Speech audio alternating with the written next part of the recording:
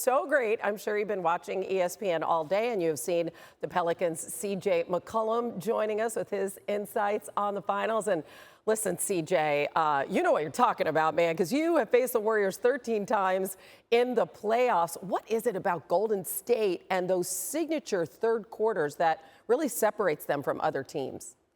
I think they're battle tested. They're composed. They understand the moment, and they also understand how to manipulate the game, especially after halftime. I think it all starts with Steve Kerr, his mentality, ability to make adjustments, and also how he empowers his teammates to be free. He allows Draymond to be himself, to communicate, to be demonstrative, to be emotional. He allows Steph Curry to dribble around, to shoot. He allows Klay to shoot tough shots, and now Poole has kind of been re-energized in this series, especially after that third quarter. And I think the difference is the adjustments that they're going to have to make and the adjustments the Boston Celtics are going to have to make down the stretch in order to contain not only Steph Curry, but this potent Warriors offense. Yeah, I mean, this whole thing is going to be a chess match, obviously. Unfortunately, though, for the Warriors, Klay Thompson has not found his groove. So we've seen him play great in closeout games in these playoffs, but he finished game 2 with just 11 points, shot 4 of 19 from the floor. What are you seeing, CJ, in terms of his struggles?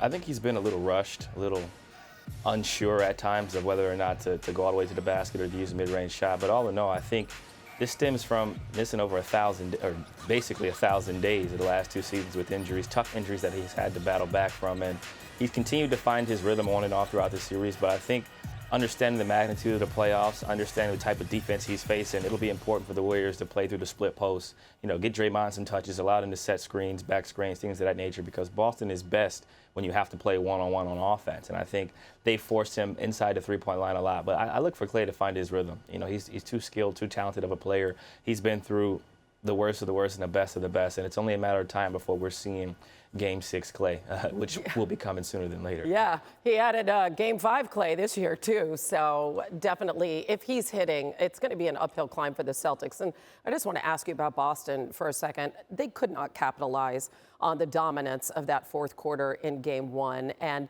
the series is heading to Boston tied at 1-1. I'm wondering what your observation was, CJ, in terms of them taking their foot off the gas a little bit in Game 2.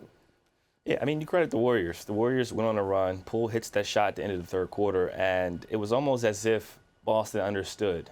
We only need to win one game on the road. We got Game 1. We stole it. We're going back home for 2 in the Boston Garden. We have a chance to continue to hold home court, having come in as an underdog in this series. And I'm not going to say they let go of the road, but I think they were content with what they accomplished going into that fourth quarter. It may pull the starters. On the flip side, Steve Kerr left Klay Thompson in. He allowed him to kind of be played through in terms of the offense. He got some shots up.